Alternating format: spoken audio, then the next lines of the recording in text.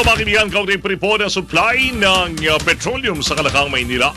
Nasa kabilang communication natin ngayon ng Shell spokesman si Ginoong Bobby Carapi. Mr. Bobby, magandang umaga po sa inyo. Magandang umaga, Ray, at magandang umaga, Sally po. Opo. Dito po sa shutdown ng pipeline ng FPIC, anong po pinaka-update natin? Kaugnay naman po ng supply ng Shell sa Metro Manila. Ang sinabi po namin last week is that dahil po dito sa shutdown, we use alternative methods para dalhin yung produkto sa Metro Manila, Ray, no? At ito... so, bigyan po ng tanker? Included yung mga big tankers na nilagay namin sa labas sa may mouth of Pasig River. And because plus dami naming hiningi sa gobyerno na pinagbigyan po naman kami katulad ng lifting ng bans and also because of this color coding.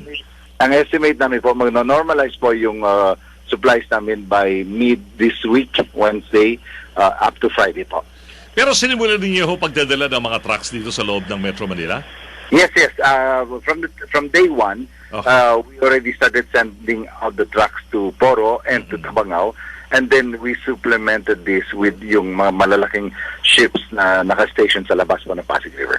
Yeah, since wala namang restriction pagdating po ron sa color coding, hindi ho concentrated ang pagpapadala po, shipment po ng mga petroleum products sa ating gabi lamang, pati umaga po, ganon. 24/7 po yan. 24.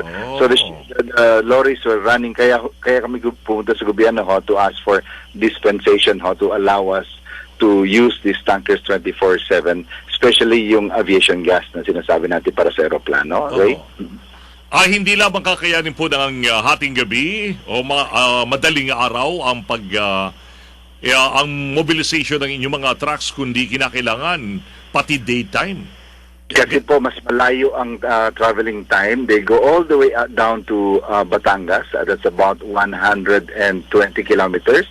And all the way up north to Poro, La Union.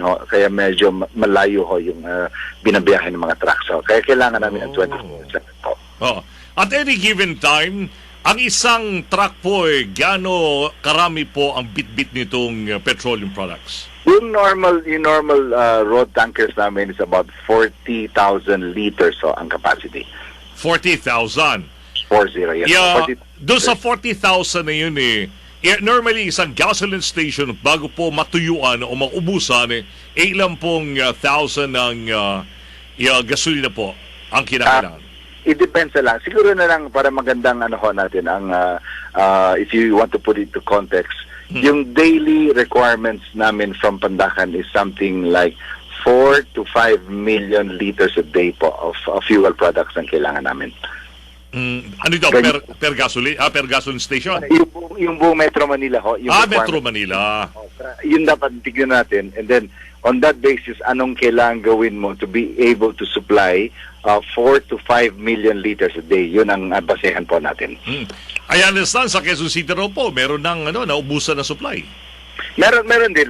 Lalo na sa umpisa, medyo humigpit yung supplies. Pero ang strategy ginawa namin dyan, Ray, is that we focus on ensuring na yung diesel, yun ang pinakamalaga dahil ang daming gumagamit ng diesel, saka yung unleaded. Pati public transport, po. Yung main grades lang, yung mga V-Power medyo naubusan yung V-Power. But hopefully by Wednesday up to Friday, mag-normalize na po ito. Ate Sally? Sir Bobby, paano po yan kung tumagal pa daw ng isang buwan at kalahati bago muling buksan yung pipeline ng FPIC? Ano po yung mga option na kinukonsider nyo para nga matiyak yung supply ng gasolina dito po sa Metro Manila na sabi nga nyo po ay 4 to 5 million liters? Ang nangyari po to develop this yan, ang sabi nga namin, we will normalize yung supply by Wednesday, Friday, no? Now, we just got information that FPIC apparently nakita na po yung butas, and hopefully by locating yung butas, they will be able to rectify or repair that pipeline very soon po. Hindi po ba bypass na lang o anong gagawin? Yung pa rin ang gagamitin na pipeline, yung may nagkaroon ng leak? Hindi ko lang alam anong plano nila pero ang importante doon is nakita yun na yung pipeline, yung butas, and from what I know, pag na-locate na yung butas, madali na ayusin po yan. Ang pinakamahirap yata is to locate yung butas, no, sa pipeline. But apparently looks like they found fortunately they found yung butas kagabi po. So, Kapon. good news po pala ito. Magandang development dahil ibig sabihin, the mere fact na na-identify na, nakita na yung leak kung saan nandun, mariremedyohan na ito at hindi na magtatagal itong problema. That is what I think it should be, and we hope ho na ganyan po mangyayari. Pero just in case po, nakaready na po kayo, marami na kayong mga ginagawang measures para matiyak na hindi po magkakaroon ng shortage ng supply ng langis sa Metro Manila. We've been working on this together with the government agencies, and they've all been very, very supportive, ma'am. Sir Bobby, itong Chevron nag-increase ngayong umaga ng 25 centavos per liter sa kanilang produktong petrolyo. How about Shell? Hiwalay po to. Ito yung normal adjustments namin up or down because of product pricing sa international market. But this is very much different ho doon sa additional charges of distribution cost namin as a result of this pipeline closure, ma'am. So nag-increase din po kayo this morning? Yes, we adjusted. 25 centavos lang on all the main grades, and I think it was 50 centavos. Sa regular gasoline lang, 50 centavos po.